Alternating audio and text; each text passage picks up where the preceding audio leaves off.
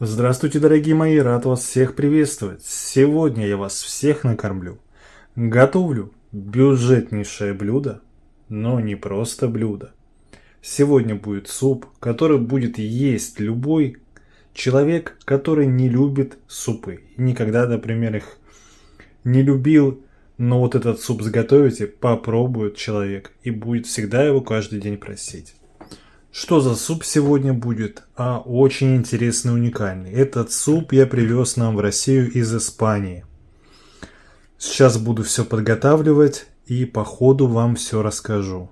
От того, что этот суп из Испании, это не значит, что дорого. Ведь вся кухня в Испании это простые, бюджетные, но самые вкусные рецепты. Итак, в кастрюлю уже набрал воды 4 литра. Ингредиенты буду подготавливать именно на 4 литра воды. Также этот суп достаточно быстр и прост. Нам нужно подготовить все ингредиенты, нарезать, сложить их в кастрюлю и отварить. И спустя минут 40 наш суп будет готов. В Испании его называют лентехас, что в переводе на русский означает чечевичный суп, чечевица, чечевички и так далее. Расскажу вам по ходу приготовления о всех плюсах данного супа, а о минусах говорить не буду, потому что их нет. И расскажу, как правильно в России приготовить этот суп, чтобы он вошел в ваш постоянный рацион. То есть, чтобы пару раз в неделю вы точно готовили этот суп, потому что его полюбит каждый. Для этого, как вы видите, здесь есть особенная колбаска у нас на столе. Наша русская колбаса, которая идет на замену испанской. Ведь испанских колбас у нас не продают, но также расскажу еще одну хитрость. Помимо такой простой колбасы, если у вас есть кровяная колбаса, то она идет тоже сюда по рецепту. Суп очень интересный и еще более он интересен по вкусу, поэтому смотрим рецепт. Все буду готовить по очереди. Для начала, друзья, нам потребуется бюджетная колбаска. Краковская колбаса нам нужна, именно краковская, не какая-либо другая. Но, конечно же, как говорил, вместо краковской, если у вас есть, идет по рецепту кровяная колбаса. Такой же объем, 300 грамм. Если нет кровяной колбасы, то берем бюджетную краковскую колбаску, ту, которую мы любим есть. Если вы будете использовать также в данном рецепте просто краковскую колбасу, а не кровяную, то обязательно повторяйте за мной. Ее нужно разрезать вот таким образом и очистить. Обязательно, несмотря на то, что тут натуральная оболочка, колбасу нужно очистить. Между прочим, если вы не знали, данный суп подают в ресторанах. Несмотря на то, что суп простой, из народа, так сказать, рецепт от простых испанских работяг, его любят есть в ресторанах. Чаще, чем какие-либо другие супы. Потому что, во-первых, он неимоверно вкусный. Один раз попробуешь и привыкаешь. Так, аккуратненько вот так очищаем от натуральной оболочки. И покажу, что дальше делаем. Так как мы находимся в России, этот суп чаще всего рецепт, чтобы повторился вкус оригинальный, чтобы он был такой же вкусный, как в Испании, нужно использовать краковскую колбасу. Потому что именно с ней получается вкус, как в оригинальной рецептуре. Мало кто знает об этом. Все думают, что нужно взять чоризо, либо еще что-то. Конечно, да, идет по рецепту и чоризо колбаса. Но у большинства людей, которые захотят приготовить суп, будет доступ только к краковской колбасе. И вот она максимально близко, на 99% заменяет все эти испанские колбасы в данном супе. То есть этот суп можно уже практически назвать русским супом, чечевичный русский суп. Потому что мы его адаптировали для нас, нам он очень нравится и рекомендую всем обязательно попробовать и готовить на постоянной основе его. Итак, после того, как почистили колбасу, еще раз делим колбаску Потом делаем вот так. И нарезаем вот таким образом. В целом здесь соблюдать ничего не нужно, в том плане, что как-то по-особенному нарезать. Нарезаем на удобные небольшие кусочки, чтобы мы в ложке потом нам все это попадалось. То есть на такие вот небольшие удобные для еды кусочки. И отправляем нарезанную колбасу сразу в воду. И сразу же можем включать уже огонь. После чего нарезаем уже морковь. Морковь тоже сильно крупно не нужно нарезать. Можете повторить за мной.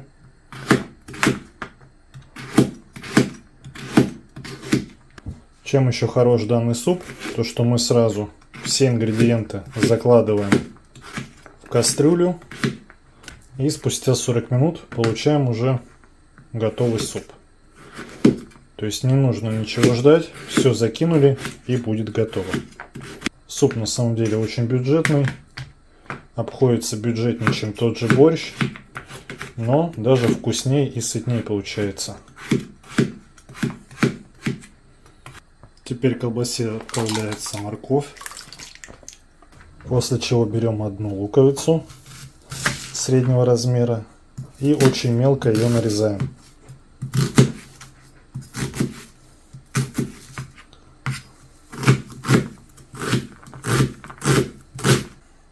Теперь отправляется у нас лук. Теперь нарезаем 3 средние картофелины. Нарезается покрупней. Вот так вот. Теперь отправляем картофель. И чеснок у нас по вкусу. На данный объем можно добавить до 10 зубчиков чеснока. Чеснок нарезаем таким образом. И теперь нужно добавить самый главный ингредиент в данном супе. Это зеленая чечевица. На данный объем идет 200-300 грамм.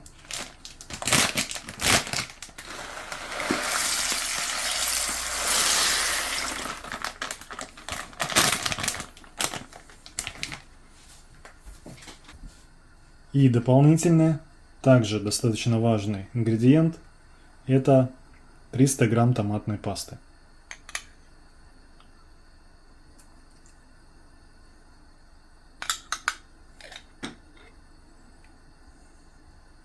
Несмотря на такой простой состав данного супа, вкус его ни на что не похож, ни с чем не сравним, вкус уникальный и неповторимый.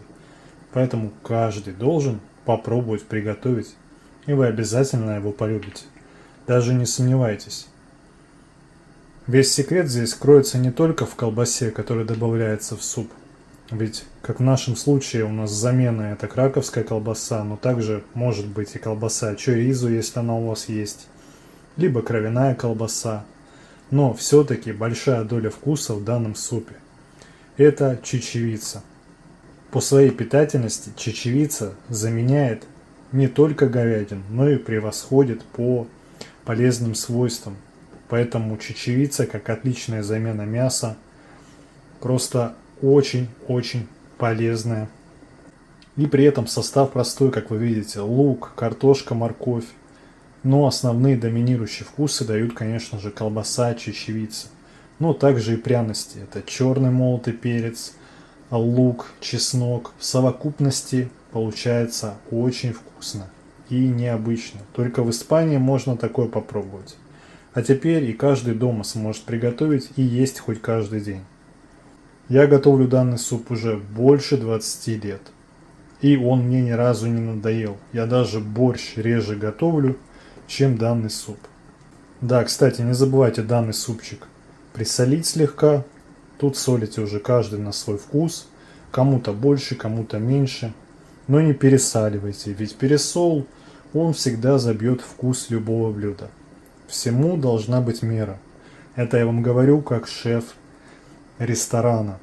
Поэтому с солью не балуйтесь. на свой вкус добавляете, и будет очень-очень вкусно. Так вы распробуете все ингредиенты, и весь этот вкус вы им просто будете наслаждаться с каждой ложкой. И, кстати, если у вас возникает вопрос, как понять, что суп готов, спустя 30-40 минут берем столовую ложечку, зачерпываем и пробуем. Во-первых, за 30-40 минут у нас будет и картошка, и морковь уже полностью сварены. Ну и чечевица. Останется у нас доварить ее. То есть сейчас у нас тут нам остается доварить чечевицу, морковь и картошечку. Вот как только они сготовятся, наш суп готов. Также не забывайте помешивать его, потому что чечевица бывает снизу прилипает. Такие свойства у нее есть. Поэтому раз в 15 минут, или даже наоборот, когда вот засыпали чечевицу, один раз так размешали, касаясь донышка кастрюли, чтобы убрать отлипшую чечевицу от дна. И все, она потом поднимается вот так кверху и варится. Сейчас приготовится все и будет подача. Расскажу, как подавать, что добавлять в суп дополнительно, чтобы он был еще вкуснее. Ну, во-первых, его можно есть просто, накладываем и едим безо всяких добавок. А можно подавать как в ресторане. Не забудьте также подписаться на нас в Яндекс.Дзене, ссылка в закрепленном комментарии. Бюджетные и простые рецепты вкусной еды ждут вас там. Смотрите нас на Яндекс.Дзене, подписывайтесь и будете узнавать много нового. И да, если у вас возникает также вопрос, чем можно заменить краковскую колбасу, отвечая честно, скажу, ее можно заменить только другими колбасами. Это опять-таки же та пресловутая колбаса кровяная и колбаса чоризо. Других замен, чтобы вот был оригинальный вкус, у этого супа нету. 3 вида колбасы, и я считаю этого достаточно. Я лично готовлю именно с краковской, потому что бюджетно просто и вкусно. И вкус именно такой, как в Испании. Ничем не отличается по сути. Итак, смотрите, сварился наш суп. Вот такой густой он.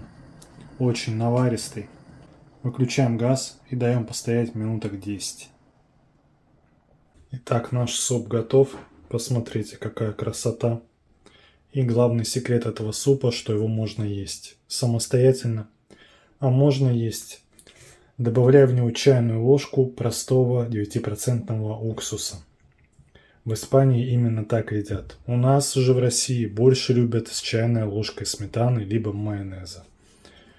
Я лично предпочитаю есть безо всяких добавок. Но, конечно, понятное дело, что с уксусом вкуснее будет, а со сметаной еще вкуснее. Поэтому пробуйте по-разному и всем приятного аппетита.